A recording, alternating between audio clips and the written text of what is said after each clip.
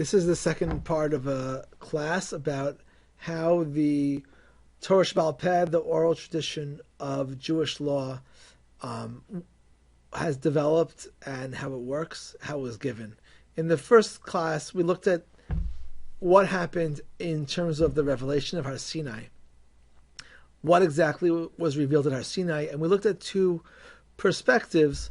One is the literal reading of many midrashim, which basically says that basically everything was given at Har Sinai. Ma shmita namru klaloteha pratoteha diktu keha misinai afkula namru klaloseim diktu seim misinai. That really every single Jewish law, every single halacha was given with all the details at Har Sinai. The revelation was complete at Har Sinai. Everything was given and then simply transmitted and remembered and told over from generation to generation since that moment. And the second perspective that we looked at was the possibility that not every single thing was revealed at Sinai. Certain things were left to be discovered and developed later. We looked at the story of Rabbi Akiva, who the Midrash tells would interpret all the crowns on the tops of the letters of the Torah in ways which Moshe Rabbeinu didn't even understand himself, which indicates that Chazal saw that there were certain parts of Torah, true, authentic Torah, which was not actually told specifically to Moshe Rabbeinu. And we looked at the mashal in this Midrash, which says that the giving of the Torah by God was similar to a king who gave a servant of his that he loved a measure of chita and pishtan, flax and wheat, to see what they would do with them. And the Midrash says that the wise one ground the wheat into flour and into bread, baked it into bread, and made a tablecloth out of the flax seeds, and that was considered to be the ultimate accomplishment, which made the king gratified, unlike the deficient servant who merely kept them intact. And the Midrash says that that's exactly what it's like with the Torah Shebaal Peh. The Torah Shebaal Peh is meant for us to improve and develop and evolve the Torah through our history. This time, what I'd like to look at is how we understand Machlokes, how our understanding of how the oral law works in general affects the way that we think about Machlokes, halachic disputes, which of course are a trademark of halacha tradition, and how we understand why there's so much arguments. Arguments are ubiquitous to Jews, three opinions. Jews are always arguing, but how do we feel about the fact that we have so many disputes about Jewish law? Does that make us feel less unified, less authentic? Do we have concern that maybe if there are so many different opinions, maybe we have the wrong opinion? How do we know that we're observing the correct halacha, given the fact that it can be interpreted in so many different ways? And here also, I like to show two different perspectives that I think are both rooted in traditional Jewish sources. To start, there's a story in the Gemara in Tamura, which I think really brings the issue to the fore, where the Gemara says that thousands of halachot, thousands of halachot were forgotten during the time of the mourning of Moshe Rabbeinu. Seemingly immediately after Moshe passed away, so much of Torah was forgotten. Thousands of halachot. And they came to Yeshua to ask God, but Yeshua said, Lo b'shamayim, we can't ask God anymore. The opportunity to ask God for knowledge has passed. We don't have that opportunity anymore. Similarly, there's a brisa which says that 1,700 kal v'chomers, gzeir shavas, tiktuke sofrim were forgotten during the mourning of Moshe Rabbeinu, and the Braita concludes that Afal Pike, nevertheless, Hichziron Osniel ben Kenaz mitoch pilpulo. Osniel ben Kenaz rediscovered all of these forgotten halachos through his brilliance. And this is really captures the whole oral tradition in a nutshell, and really offers a solution, or maybe more of a problem than a solution, because if we think that maybe the oral tradition is really a bad game of broken telephone, and so much has been forgotten and lost, and is therefore untrue now. Well, the Midrash says that no, it didn't take thousands of years. It actually took 1 week. Immediately after Moshe Rabbeinu passed, already thousands of halachot were forgotten. It seemed like the Midrash is exaggerating this phenomenon, but definitely validating the reality of this. And the solution that's offered is possibly satisfying, that we can't ask God anymore to tell us the Torah, because He told us at Har Sinai and left it for us to figure it out now. But we have such wise scholars and chachamim who were able to figure it all out, and that's what Osniel ben Kenaz did and represents. But it leads to the question of, do we have an Osniel ben Kenaz in every generation? Did he get every single thing right? And even if he did get it all right, do we always get it right? And this Midrash, as I said, sort of raises a solution, but maybe also raises more questions. A critical source in thinking about how the halacha works is this pasuk of Lo Tasur. And in the context, the Torah tells us that whenever we're going to have questions of law, which is inevitable, ambiguities, issues that we're not sure about, what we should do is we should go to the place of the Beis HaMikdash and find out the halacha. And then when we're taught the halacha by the leaders of our generation in the Beis HaMikdash, in the Sanhedrin, which sat adjacent to the Beis HaMikdash, we should follow what they teach us. Al pi Torah asher yerucha ve'al mishpat asher yeru lecha ta'aseh. Whatever they tell us to do, we must do. Lo tasur min hadavar asher yagidu lecha yamin u'shmol. Do not deviate from anything which they tell us to the right or to our left. So this is the mitzvah in the Torah, to follow the words of the Chachamim. The Rambam takes this to be one of the 613 mitzvot of the Torah, to listen to the Chachamim, whereas others dispute the Rambam's counting of Lo Tasur in the Taryag mitzvos, but all agree that it's critical and requirement to follow the instructions of the Chachamim when it comes to halacha. The Ramban, in his explanation of this pasuk, quotes Rashi, Yamin U'Shmol, and he says to the right and to the left, even if they seem like they're totally off base, and they tell you that your right is your left and your left is your right, you still must listen to the Chachamim. And the Ramban raises some of the questions that we might have. Al Tomar, Eich Ochel HaChelev HaGamor Hazeh. Don't say, how can I eat this chelev? Chelev is non-kosher fats. And the Chachamim say, oh, you do this and that, and you check it, and now it's okay, it's kosher. But to me, in my moral conscience, it seems like it's chelev. And a person might say, how can I trust the Chachamim? I know that I'm violating a biblical law, because it's chelev. Oh, aharog ha'ish hanaki hazeh. Or if I follow the Beis Din and they tell us to kill someone, capital punishment, but I feel like he's innocent. And I question myself, and my moral conscience tells me I can't listen to the Chachamim because I'm murdering. Aval Tomar, this is what you should say. Kach tziva osi ha'adon. This is what my commander taught me. Hamitzaveh al hamitzvot. The one who commanded the mitzvot said, She'eseh b'chol mitzvosav kechol asher yaruni ha'omdim lefanav b'makom asher yivchar. That what God told me, the God who commanded me to follow this mitzvot, also commanded me to follow the instructions of the Chachamim. V'al mashma'ut da'atam natan li ha'torah afilu yitu. He said, even if they make a mistake, whatever they say is the interpretation that we should follow. V'zeh ke'inyan Rabbi Yoshua im Rabbi Gamliel b'yom HaKippurim shecholios b'cheshbono. And this is what happened with Rabbi Gamliel, Rabbi Yoshua, which he quotes from the Gemara Rosh Hashanah, Daf Chaf Hey. where there were disputes about when Rosh Chodesh should be, based on the witnesses who came. In a number of cases, there's a dispute where, for example,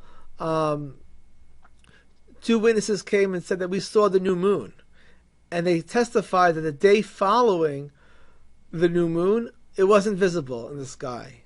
And Rabbi Gamliel accepted these witnesses, and Rabbi Dosa and Rabbi Yeshua rejected these witnesses and said it's impossible. The moon doesn't disappear. Once the new moon comes, it can't. It's there every day, and if it disappeared the following day, apparently you never saw it the first time, or you're confused in some way. And subsequently, Rabbi Gamliel decreed that Rabbi Yeshua, who disputed him, should come and demonstrate publicly that he is going to violate Yom Kippur, which followed from the day of Rosh Chodesh in the calculation of Rabbi Yeshua, but which was a weekday according to Rabbi Gamliel, to demonstrate the fact that he acknowledged that the halacha follows the ruling of Rabbi Gamliel, who was the head of that Jewish court. And ultimately Rabbi Yeshua does that. And although there was some hesitation, maybe I'm not doing the correct halacha, I'm violating the biblical Yom Kippur in my own moral conscience. Nevertheless, the Gemara says, and the Mishnah says that that's how the halacha works. Even if Beis Din makes a mistake, that's the correct day. The Gemara this context is talking about Rosh Chodesh, but the Ramban understands that this should be extended not just to Rosh Chodesh, but to all Jewish law. We always follow the interpretation of the Beis Din. In this story, the conclusion of the story, Rabbi Gamliel kisses Rabbi Yeshua and says, Bo b'shalom, Rabbi v'talmidi, Rabbi b'chachma v'talmidi, shakibalta es devarai. You're my teacher and my student. You're my teacher in your wisdom and my student in your demonstration that you follow my psak of halacha. This story doesn't conclude with any indication about who was correct and who was incorrect, although the description of Rabbi Yeshua as his Rabbi B'chachma might imply that Rabbi Yeshua had some truth on his side, but it's ambiguous who's actually correct. But what's clear is that it doesn't really matter for the practical terms who's really correct. What matters is that we follow the process of the halacha, which is to follow the majority of the Beis Din and to do that halacha even if it seems to be incorrect. So the Ramban, quoting this story, understands that this is the principle of lo tasur. This is the principle that with all Jewish law we follow whatever the Chachamim say. And the Ramban emphasizes the importance of this ruling because it's yadua, it's known that lo yishavu hadeos b'chol dvarim hanoladim. It's impossible that every question that will come up will be unanimous, all scholars thinking the same thing. It's definite that there'll be different views. And God forbid the Torah should become kama Torahs, multiple Torahs. So therefore the Torah says there has to be one ruling. And the answer is you go to the Beis Din HaGadol in Yerushalayim and you vote, and that is the halacha. And even if it's wrong, it doesn't matter. Ki al da'ah shalahem hu nosein lahem haTorah. That God gave us a Torah based on the interpretation of the Chachamim. Even if we seem to think, even if it seems incorrect in our eyes. But the Ramban concludes, Kol shekain sheyeshecha lachshov sheim omrim al yamin shel yamin. But you should really think that the Chachamim got it right. The Ramban wants us to follow the ruling of the Chachamim, even if they're quote-unquote wrong, but really we should trust that they're probably right. Why? Because God watches over them. Ruach Hashem al mashar seyat mikdasho. God's spirit is upon those people who service Him. V'lo ya'azov chasidav li'olam nishmeru min ha'ta'osim min ha'michshol. That the Chachamim are always protected by God, so ultimately we should really trust that they have gotten the story correct. The Ran raises another question, which is the idea of Elu v'Elu divrei Elokim Chayim. That all the words of the different opinions are all truthful. And Elu Elu v'elu divrei Elokim chayim. All the words are the true words of God. And the Ran quotes the Midrash, which says that all the words of all the Chachamim were told to Moshe at Sinai. Vaydaber Elokim es kol hadvarim ha'elu le'mor darshu milat kol. All the words were told to Moshe at Sinai. Lomar, this tells us, she'afilu divrei mi shelo hisika emes nemar leMoshe miSinai. Even the words of the person who doesn't quite achieve truth was told to Moshe at Sinai. And the Ran asks, Zad inyan tzarich iyan. This needs further clarification. How can it be that God told Moshe both opinions, both the correct and the incorrect? Shammai omer mikav l'chala v'Hillel omer mikabin. Be'emes she'echa mishnei adeos hu das amiti. There are many machlokot, there are many disputes of Jewish law where the two opinions are mutually exclusive. It has to be one or the other. It can't be both. So how can it be that God said that He said the untruth also? He said the truth and the untruth? Avala inyan kachu. This is how it works, the Ran says. That God gave the Torah to Moshe, Baal Peh.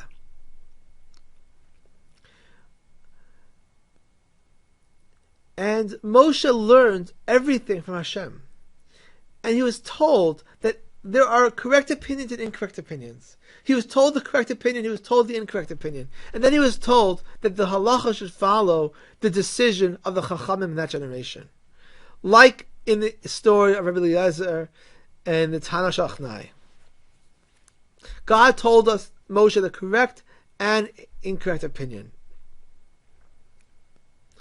And sometimes we'll get it correct based on our votes, and sometimes we'll get it incorrect. And nevertheless, we always follow the halacha. And that's what God wants us to do. In the story of Rabbi Eliezer, we had a dispute between Rabbi Eliezer and the other chachamim about the tumah of a certain oven.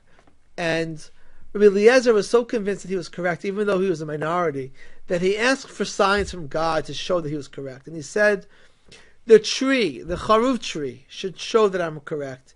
And the tree jumped hundreds of feet in the air. And they said, we don't care what the charuf tree says. And then he said, if I'm correct, the stream of water should turn around. And it did. And they told him, we don't care about the stream. And then he said that the walls of the Beis HaMedrash should shake to show that I'm correct. And they shook. And then he said, and they didn't listen to him. And then he said, if I'm correct, the heavens should prove me correct. And then the Gemara reports, Yatzas Abbas kol v'amra, a voice from heaven came out and said, Ma lachem etz Rabbi Eliezer shalacha kemosa b'chol makom, that the Allah, Rabbi Eliezer is correct. Amar Rabbi Yeshua al ragla v'amar lo b'shamayim. Rabbi Yeshua stood up and said, nope, we don't care about the heavens. My lo b'shamayim, shekvar nitna Torah mihar Sinai, ein anu mashkichim b'vat kol, shekvar katzavta b'Torah, God said in the Torah to follow the majority. That's what we do. It doesn't matter what God says today. What matters is what we follow. And we vote that Rabbi Eliezer is wrong. And the postscript of that Gemara is that Eliyahu Navi tells us that at that moment, HaKadosh Baruch Hu was smiling, V'amar, and said, Nitzchuni bonai, my children have been victorious over me. Meaning to say that even though God's view was in accordance with Eliezer, he was sheping nachas, that the Jews decided to neglect the truth in favor of the instructions of God, which is to be untruthful, but to follow the rules of the Torah, which is the majority view of the Chachamim.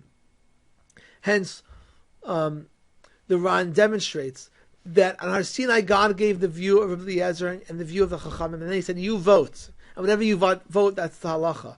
And he gave us the incorrect opinion, but sometimes we should follow that incorrect opinion, which is what we do, and he's happy when we do it. And therefore, the different opinions of the Machlokes are really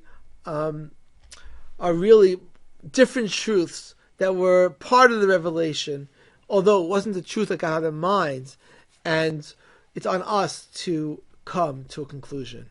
Rav Yitzchak Hutner develops on this theme and tries to demonstrate that debates even though originally there was no debate and there was no confusion, and Moshe Rabbeinu knew the whole Torah, including every single detail, and if not for the fact that Moshe forgot, or we forgot since the time of Moshe, which view was correct, we never have a debate. But now we're stuck with it, and we have to vote to figure out what the halacha is, and we're supposed to do that and follow our halacha, but it's all a result of a tragic process of forgetting. So Rav Hutner says, don't worry, this is really a positive development. Because pa'amim shebitulo shel Torah zehi kiyuma, the loss of Torah could actually establish Torah. Shenemar asher shibarta, Moshe broke the luchos asher shibarta, that you broke. Chazal say yasher koyach sheshibarta. Yasher koyach was a good thing that you broke the luchos. Maaseh shviras haluchos, the act of breaking the luchos, he maaseh shal kiyum haTorah al yedei bitula. The breaking of the luchos is actually developing the Torah through breaking. Chazal say, if not for the breaking of the luchos, no Torah would have ever been forgotten. Nimtza ifo ki shviras haluchos haya ba'gam mishum hashkachas hashichachas haTorah. The breaking of the luchos signified the fact that now there's going to be forgetting. L'meidim anu mikan chidush nifla ki efshar la the Torah shenechrava shenitzrabei al yidei shichachas haTorah ad ki be'ofen ze yitachein lekabel yeshakoach avor hashkachas haTorah. The yeshakoach for Moshe Rabbeinu for breaking the luchos is the fact that cause, the yeshakoach Rav Hutner understands, is because of the fact that it enabled the forgetting of the Torah, which enabled the long process of trying to figure out all that which we forgot, and that's expansive. All the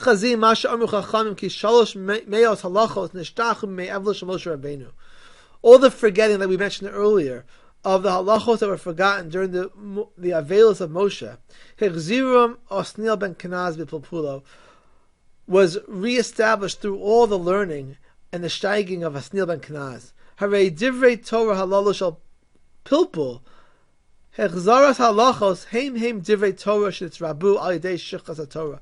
The expansion of the Torah is itself the pilpul of Osniel ben Kenaz. Osniel then it never would have had the opportunity to develop and innovate all of these halachos if not for the fact they were forgotten. The forgetting led to that robust debate, analysis, evaluation of opinions, and voting. All of this happened because of the forgetting of the Torah. And that's what it means that by forgetting the Torah, by breaking the luchos, we forgot the Torah, which is the greatest opportunity for the expanded conversation of trying to reestablish what the Torah was. Rav Hutner is trying to give a very positive spin while accepting the fact that every debate is actually a result of the forgetting of the Torah, which is consistent with what we've seen in terms of what we've seen until now. For example, the Tanur Shel Achnai in this story, where we have a truth and a non-true opinion, but ultimately we follow the one that we vote on, and all that learning was a result of the forgetting of the Torah. And even though it's imperfect in truth, and we don't necessarily have the right halacha, but we have the halacha that we're supposed to keep. At the same time, there's another way of looking at this, and it's really most vividly demonstrated by a Ritva commenting on the Gemara, which says that every dispute, elu v'elu divrei Elokim chayim, even though we follow Beit Hillel, for example, both opinions are the words of the living God. And the Ritva asks, similar to what the Ran asked earlier, Shalu Rabbanei Tzarfat Zichronam Levracha, Heyach Efsha Sheyehu Shneim Divrei Elokim Chayim, V'zeh Oser V'zeh Matir. How could it be that they're all the words of the living God? Which are the words of the living God? They're mutually exclusive. One opinion says Asur, one says Mutter. And the Ritva says that the Rabbanei Tzarfat answered, Ki kisha'alam Moshe l'marom l'kabel Torah. When Moshe went up high to receive the Torah, Harei lo al kol davar v'davar, God showed him for every issue. Mem tes panim le'isser, mem tes panim le'heter. 49 ways of looking at something as usser, 49 ways of saying that it's mutter. V'sha'al HaKadosh Baruch Hu al zeh, and God, and Moshe asked God, so, okay, what is it? V'yamar shehezeh masor l'chachmei Yisrael shebechol dor v'dor. That this is the Mesorah, this is the job of the Chachamim, to figure it out. V'yeh hachra'ah kimosam, and whatever they say, that should be the halacha. What's unique about this perspective is that the Ritva seems to think that God never even revealed to Moshe what the answer is. There was no truth, there was no answer that was given to Moshe Rabbeinu. But in fact, it was left open, and all God did is taught Moshe that there are different ways to look at it, but the Chachamim should look at it the way they see it, and however they decide, that should be the halacha. So, if this is true, then Machlokes is not necessarily a result of forgetting the Torah, but rather it's a result of the fact that God never told us certain things. And every Machlokes is really a new issue that was raised post Har Sinai. And it's possible that according to this perspective, you see, it's interesting, the Ritva doesn't quote the story of the Tanur Shalachnai, of the Lo Bashamayim He, because in that story, there is a truth that God had in mind. And that story isn't completely consistent with the Ritva, unless the Ritva would interpret the fact that God revealed in the end through a bat kol that Rabbi Eliezer was correct. Perhaps that was only in honor of Rabbi Eliezer, but was not actually the true halacha. Perhaps there was no true halacha, and the truth is whatever we say, and maybe God just left it open. So what emerges is that we have a Machlokes about Machlokes. We have the Rabbeinu Tzarfat, whose perspective it is that every Machlokes is based on the fact that God didn't reveal this information and left it for us to figure it out on our own.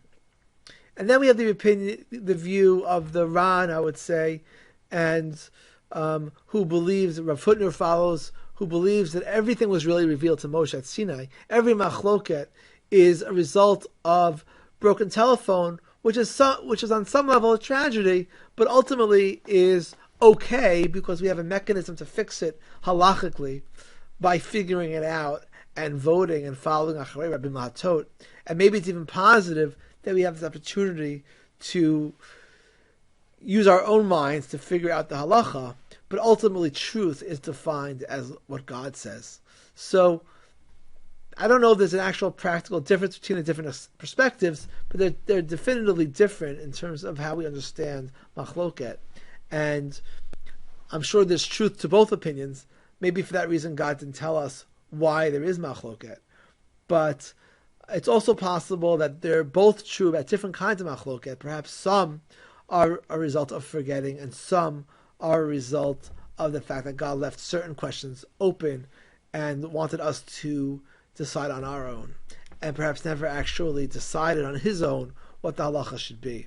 And this all comes back to where we started from, because it also relates to how we understand how the oral tradition started in the first place.